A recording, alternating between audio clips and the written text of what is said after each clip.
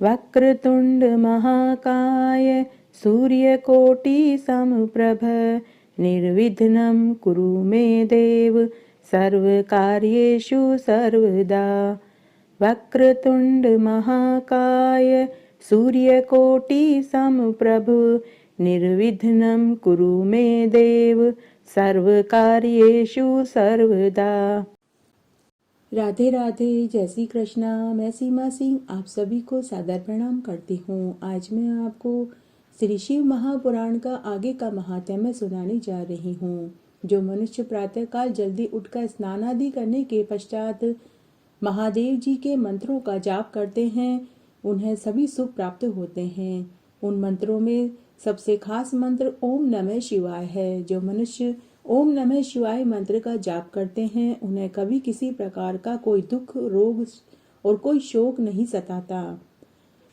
आइए अब हम सोमवार के दिन सुनी जाने वाली ये कहानी सुनते हैं। एक बार एक गांव में सोमदत्त नाम का एक ब्राह्मण रहता था।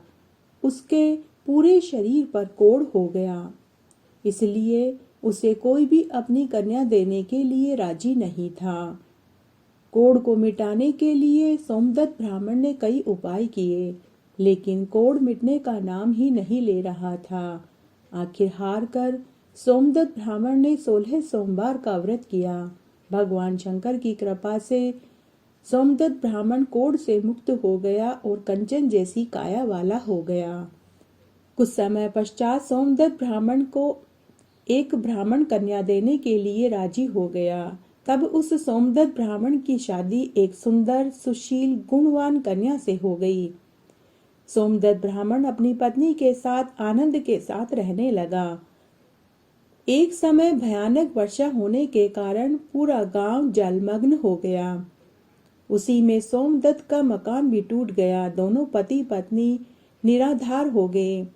8 दिन तक लगातार बरसात होने से पूरे गांव में त्राही त्राही मच गई। जब 8 दिन के बाद बरसात बंद हुई तो दोनों पति पत्नी ने मिलकर एक नए झोपड़े का निर्माण किया और वे दोनों उसमें रहने लगे। लेकिन उनके पास खाने के लिए अन्न का एक दाना भी नहीं था। भूख के दुख से दुखी होकर सोमदत्त ब्राह्मण ने दूसरे गांव में कमाने के लिए जाने का निर्णय किया। सोमदत्त ब्राह्मण की पत्नी बड़ी ही व्यवहार कुशल थी। उसने अपने पति से कहा कि आप मेरी चिंता मत कीजिए, मैं यहाँ पर मेहनत मजदूरी करके अपना पेट भर लूंगी। सोमदत्त ब्राह्मण ने पत्नी से आज्ञा लेकर एक दूसरे गांव में काम की तलाश में चला गया, लेकिन उसके लायक उसे वहां कोई काम नहीं मिला। इससे वह दुखी होकर इधर उधर घूमता रहा। तब उसे एक आश्रम दिखाई दिया। सोमदत्त ब्राह्मण उस आश्रम में पहुंच गया। उस आश्रम में एक ऋषि रहते थे। उस ऋषि ने सोमदत्त ब्राह्मण को आश्रम में आसरा दे दिया। सोमदत्त ब्राह्मण ऋषि को अपनी पूरी राम कहानी सुनाने लगा।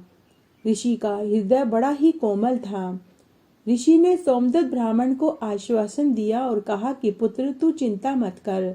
मेरे पास तुझको देने के लिए धन तो नहीं है, लेकिन मेरे पास एक ऐसी जड़ी बूटी है जो तुझे सुखी अवश्य बना देगी। इस जड़ी बूटी द्वारा तू मृत व्यक्ति को भी जीवित कर सकेगा। यह जड़ी बूटी अब मैं अपने पास रखकर क्या करूंगा, इसलिए तू इसे ले जा। सोमदत्त ब्राह्मण ने वह जड़ी बूटी संभाल करके अपनी जेब में रख ली। थोड़े दिनों तक आश्रम में रहने के बाद सोमदत्त ब्राह्मण ऋषि से आज्ञा लेकर आगे काम की तलाश में चला गया। ऋषि के आश्रम से निकलने के बाद सोमदत्त ब्राह्मण एक गांव से दूसरे गांव में काम की तलाश में भटकता रहा।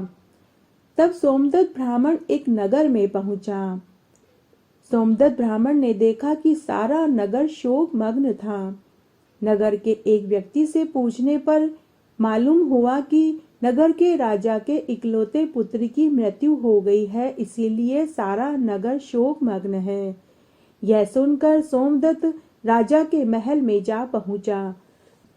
राजा के समक्ष उपस्थित होकर सोमदत्त ब्राह्मण बोला कि अगर आप आज्ञा दें तो मैं आपके पुत्र को जीवित कर सकता हूँ। राजा को यह बात बड़ी ही विचित्र लगी कि किसी मनुष्य में इतनी क्षमता कहाँ से कि वह मरे हुए व्यक्ति को जीवित कर सके। फिर भी इस मनुष्य के दुराग्रह के वशीभूत होकर राजा ने उसे अपने पुत्र के शव के पास जाने की आज्ञा दे दी। सोमदत्त ब्राह्मण राजा के पुत्र के पास पहुंचा और जेब से जड़ी बूटी निकालकर उसको पानी में घिसकर राजा के पुत्र के मुंह में डाल दिया। थोड़ी देर बाद राजा का पुत्र अंगड़ाई लेता हुआ उठकर खड़ा हो गया। यह दृश्य देखकर सभी लोगों को बड़ा ही आश्चर्य हुआ। राजा खुद भी आश्चर्यचकित होकर सोमदत्त ब्राह्मण को गले से लगा लेते हैं। राजा ने सोमदत्त को अपने यहाँ पर नौकरी पर रख लिया। सोमदत्त उस नगर में राजपुरोहित बन गया और राजा का सलाहकार मंत्री भी बन गया। अब सोमदत्त के पास धन दौलत की कोई कमी नहीं रही। उधर नगर में सोमदत्त की पत्नी दुख से दिन काट रही थी।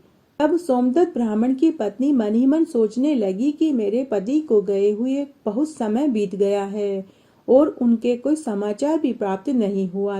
वह मन ही मन चिंता करने लगी। श्रावण मास आने पर गांव की सभी स्त्रियों ने सोमवार का व्रत रखा।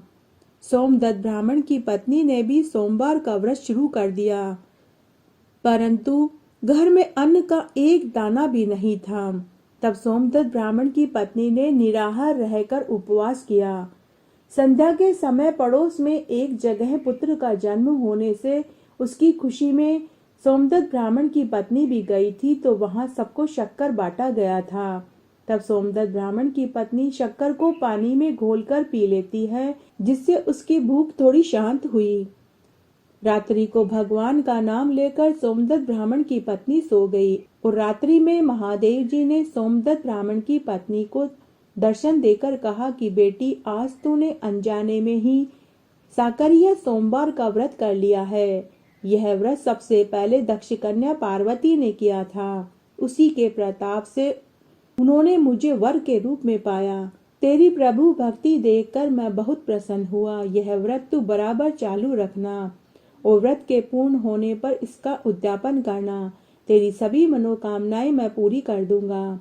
दूसरे ही दिन सोमदत्त ब्राह्मण की पत्नी गांव की स्त्रियों से व्रत की विधि को समझकर व्रत शुरू कर देती है। इस प्रकार 16 सोमवार तक सोमदत्त ब्राह्मण की पत्नी ने व्रत किया और व्रत पूरा होने पर व्रत का उद्यापन करने का विचार करने लगी। लेकिन पैसों के अभाव में वह व्रत का उद्यापन कैसे करूं, यह मन ही मन सोचने लगी। अभी वह यह सोचकर दुखी हो ही रही थी कि प्रभु के प्रताप से उसका पति बहुत सा धन कमा करके घर आ गया। सोमदत्त ब्राह्मण की पत्नी बहुत खुश हुई और व्रत के उद्यापन की तैयारी करने लगी। तब ब्राह्मण दंपति ने साकरिया सोमवार के व्रत का उद्यापन किया। इसके लिए उन्होंने 1.25 सेर गुड़, 1.25 सेर घी और 4 सेर गेहूं का आटा लेकर लड्डू बनाए और उनके 4 भाग करे। दोनों ब्राह्मण दंपति ने प्रसाद के रूप में खाया और चौथा भाग जलाशय में अर्पण कर दिया। अब सोमदत्त ब्राह्मण अपनी पत्नी के साथ साकरिया सोमवार का व्रत भक्ति भाव पूर्वक करने लगे और सुख से रहने लगे। कुछ समय के पश्चात महादेव जी की कृपा से उनके यहाँ एक सुंदर पुत्र पैदा हुआ। इससे तो ब्राह्मण दंपति और भी खुश हो गए। जय हो महादेव जी की। श्री शिव महापुराण का आगे का महात्म्य मैं सुनाने जा रही हूँ। एक गांव में एक चारुदत्त नाम का एक गरीब ब्राह्मण रहता था। उसकी पत्नी का नाम शांता था। दोनों ब्राह्मण दंपति बड़े ही भक्ति भाव वाले थे। घर में आने वाले सभी अतिथियों का आदर सत्कार किया करते थे, परंतु चारुदत्त महापंडित होते हुए भी उसके भाग्य में रुपए पैसे नहीं थे। इसलिए भरण पोषण हेतु उसे घर घर भिक्षा मांगनी पड़ती थी। इस बात से उसे बहुत दुख होता था, परंतु प्रारब्ध के आगे किसी का भी जोर नहीं चलता। ऐसी परिस्थितियों में उसकी परीक्षा लेने के लिए एक बार खुद भगवान शंकर साधु का रूप धारण करके उसके दरवाजे पर आए। अतिथि को आया देखकर दोनों ब्राह्मण दंपति बहुत प्रसन्न हुए और अपने हिस्से का भोजन अतिथि को खिलाया। साधु ने भोजन करने के बाद ब्राह्मण दंपति से कहा कि हे देव, आप बहुत दुखी दिखाई दे रहे हो। आपको किस बात का दुख है, वह मुझसे कहो, शायद मैं तुम्हारी कोई मदद कर सकूं। ब्राह्मण रूप में महादेव जी की बात सुनकर चारुदत्त की आंखों में से आंसू आ गए। वह दीन भाव से कहने लगा कि हे महात्मा, मैं एक महापंडित हूँ। ज्ञानी होते हुए भी मुझे अन्न और दांत का बैर है। माता अन्नपूर्णा मुझसे बहुत नाराज है। मैं भोले शंकर का परम भक्त हूँ, फिर भी भगवान शंकर मुझ पर प्रसन्न नहीं होते और न ही मेरा दुख दूर करते हैं। अतः कृपा करके कोई आप ऐसा उपाय बताइए कि मैं और मेरी पत्नी भूखों न सोएं। साधु महात्मा ने उसे धीरज बंधाते हुए कहा कि हे भूदेव, सुख और दुख तो जीवन के दो पहिए हैं, ये सदा चलते ही रहते हैं, परंतु पूर्व जन्म के कर्म आड़े आ जाते हैं, इसीलिए दुख झेलने पड़ते हैं। हे ब्राह्मण देव, इसके उपाय हेतु तुम भाकर या सोमवार का व्रत करो, जिससे तुम्हारे सभी दुख दूर हो जाएंगे। भगवान शंकर तुम पर बहुत प्रसन्न होंगे। प्राचीन काल में पांडवों ने जब गुप्तवास में थे, तब युधिष्ठिर ने यह व्रत किया था, जिससे युद्ध में उनको विजय प्राप्त हुई थी और उन्हें खोया हुआ राज्य पुनः प्राप्त हुआ था। साधु महात्मा की बात सुनकर चारुदत्त और उसकी पत्नी बहुत खुश हुए और उन्होंने व्रत करने का निश्चय किया और वे बोले कि महाराज, हम यह व्रत जरूर करेंगे, लेकिन कृपा करके आप हमें इस व्रत की विधि भी बताइए। साधु रूप में महात्मा जी ब्राह्मण की बात सुनकर अति प्रसन्न हुए और व्रत की विधि बताते हुए बोले कि श्रावण मास के प्रथम सोमवार से यह व्रत धारण करना चाहिए और 3.5 मास तक करना चाहिए। हर सोमवार को 3, 4 या 7 बेल पत्र चढ़ाकर महादेव जी का पूजन करना चाहिए और भाकरिया सोमवार की व्रत कथा सुननी चाहिए। एक समय भोजन करना चाहिए। भोजन में केवल 5 भाकरी बनाई जाती है। इसमें से एक नैवेद्य में रखते हैं, 2 भाकरी छोटे बच्चों को देते हैं, शेष 2 भाकरी जो बचे वह व्रत करने वाले को खानी है। नैवेद्य की भाकरी गाय को खिलानी होती है। इस प्रकार 3.5 महीने तक इस व्रत को करने के पश्चात कार्तिक मास की उजाली चौदस के दिन इस व्रत का उद्यापन करना चाहिए। इस दिन गरीबों को यथाशक्ति दान और भगवान शंकर की आराधना करनी चाहिए। इस व्रत को विधि पूर्वक करने से निर्धनों को धन की प्राप्ति होती है, निसंतानों को संतान सुख प्राप्त होता है और मोक्ष चाहने वाले को मोक्ष मिलता है। इतना कहकर साधु वेश में महादेव जी वहां से चले गए।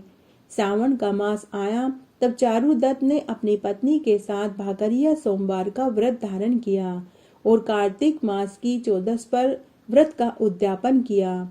इस प्रकार श्रद्धा और भक्ति से भाकरिया सोमवार का व्रत करने से ब्राह्मण दंपति के पूर्व जन्म के पापों का नाश हो गया और उसे राज्य सुख प्राप्त हुआ और वह उस नगर के राजा का राजपुरोहित बन गया। भगवान महादेव जी की कृपा से उसकी पत्नी को गर्भ ठहर गया और 9वें महीने में एक सुंदर पुत्र भी प्राप्त हुआ। भोला शंकर की मेहर से दोनों ब्राह्मण दंपति सुखपूर्वक जीवन बिताने लगे और इस जीवन का सभी सुख प्राप्त करके मरने के बाद उन्हें शिवलोक की प्राप्ति हुई। इस तरह आज मैंने आपको सोमवार के दिन सुनी जाने वाली यह व्रत कथा सुनाई। मेरे साथ बने रहने के लिए आपका धन्यवाद। आगे की कथा कहानी और महात्म्य के लिए भी आप इसी तरह मेरे साथ बने रहें। धन्यवाद।